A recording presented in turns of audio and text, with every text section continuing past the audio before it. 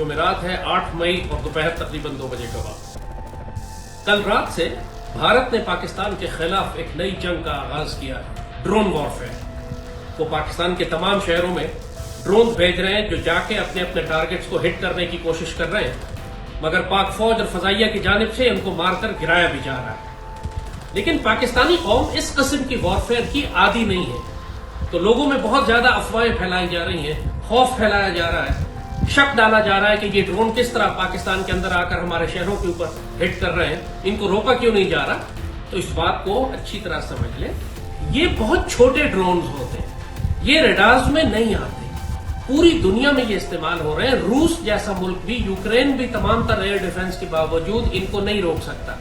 ये वो ईरानी ड्रोन की तरह है, शाहिद ड्रोन जो ईरान का है, जो सैकड़ों की तादाद में रूस रोज यूक्रेन पर फायर करता है, उसी की कॉपी इसराइल ने बनाई है, इंडिया को दी है, इंडिया हमारे खिलाफ इस्तेमाल कर रहा है। ये नया वेपन सिस्टम है, इससे पहले हमारे खिलाफ कभी नहीं इस्तेमाल हुआ, और रेडार से बच के ये शहरों में आ जाता है। इसका इलाज यही है कि इसको जैम किया जाए या मार के गिराया जाए, इलेक्ट्रॉनिक मीन से भी, फिजिकल मीन से भी, और सब कुछ किया जा रहा है।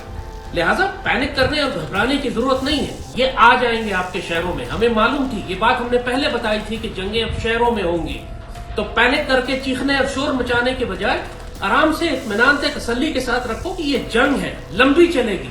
अभी तो दुश्मन के तैयारे भी आएंगे, उसके मिसाइल भी आएंगे, और हम भी उनको जवाब देंगे। ये शोर मत मचाना शुरू कर दो कि फौज कुछ नहीं कर रही, पाकिस्तान कुछ नहीं कर रहा। 2 मिनट सब्र से बैठो, हम बहुत तसल्ली से उनका मुंह तोड़ेंगे।